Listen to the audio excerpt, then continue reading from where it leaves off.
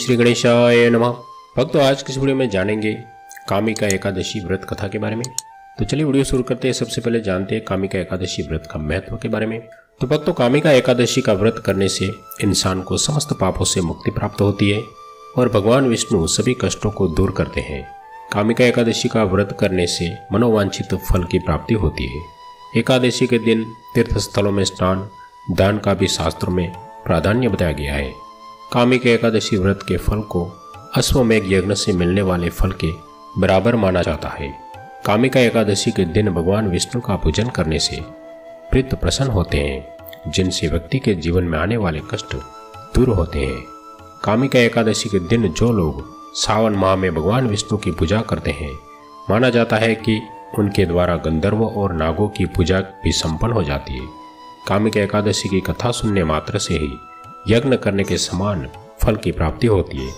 आइए भक्तों, जानते हैं कामिका एकादशी की व्रत कथा के बारे में।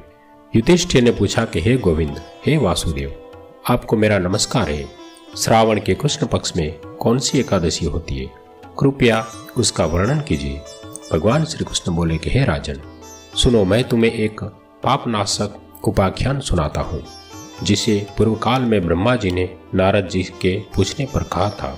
नारद जी ने प्रार्थना की, हे भगवान, हे कमलासन, मैं आपसे यह सुनना चाहता हूँ कि श्रावण के कृष्ण पक्ष में जो एकादशी होती है उसका क्या नाम है, उसके देवता कौन है तथा उससे कौन सा पुण्य की प्राप्ति होती है। प्रभु, यह सब बताइए।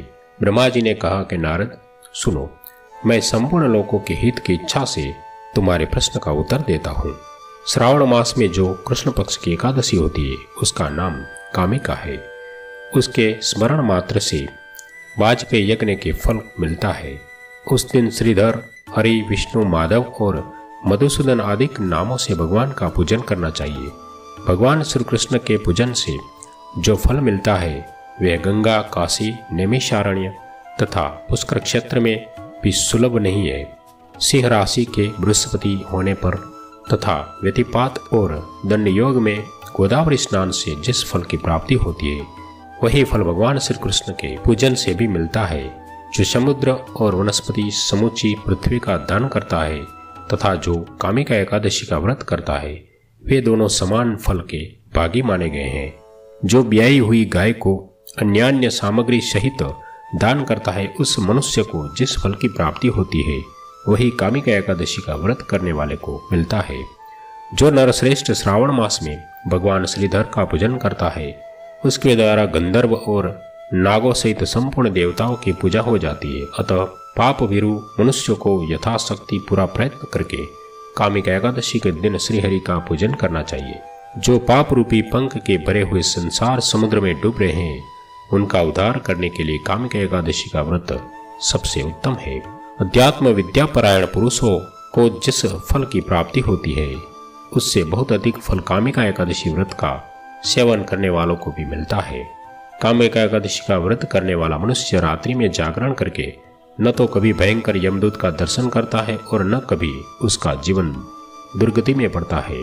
लाल मणि, मोती, वैदुर्य और मूंगे आदि के पूजित होकर भी भगवान विष्णु वैसे संतुष्ट नहीं होते जैसे तुलसी दल से पूजित होने पर होते हैं।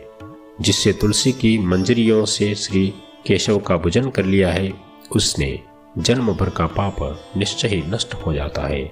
जो दर्शन करने पर सारे पाप समुदाय का नाश कर देती है, स्पर्श करने पर शरीर को पवित्र बना देती है, प्रणाम करने पर रोगों का निवारण करती है, जल से सिंचने पर यमराज को भी भय पहुंचाती है, आरोपित करने पर भगवान श्री कृष्ण से समीप ले जाती है और भगवान के चरणों में चढ़ाने पर मोक्ष रूपी फल प्रदान करती है, उस तुलसी देवी को नमस्कार है। जो मनुष्य एकादशी के दिन रात दीपदान करता है, उसके पुण्य की संख्या चित्रगुप्त भी नहीं जानते। एकादशी के दिन भगवान श्री कृष्ण के सन्मुख जिसका दीपक जलता है, उसके पितर स्वर्गलोक में स्थिर होकर अमृतपान से तृप्त होते हैं। घी या तिल के तेल से भगवान के सामने दीपक जलाकर मनुष्य देह त्याग के पश्चात करोड़ों दीपकों से पूजित हो स्वर्गलोक में जाता है। भगवान श्री कृष्ण कहते हैं कि हे युधिष्ठिर, यह तुम्हारे सामने मैंने कामिका एकादशी की महिमा का वर्णन किया है। कामिका सब पातकों को हरने वाली है, अतः मानवों को इसका व्रत अवश्य करना चाहिए। यह स्वर्गलोक तथा महान पुण्य फल प्रदान करने वाली है। जो मनुष्य श्रद्धा के साथ इसका महात्म्य श्रवण करता है वे सब पापों से मुक्त हो जाता है और श्री विष्णु लोक में जाता है। इस प्रकार से भगवान श्री कृष्ण ने युधिष्ठिर को कामिका एकादशी का व्रत महात्म्य के बारे में और व्रत की कथा के बारे में बताया।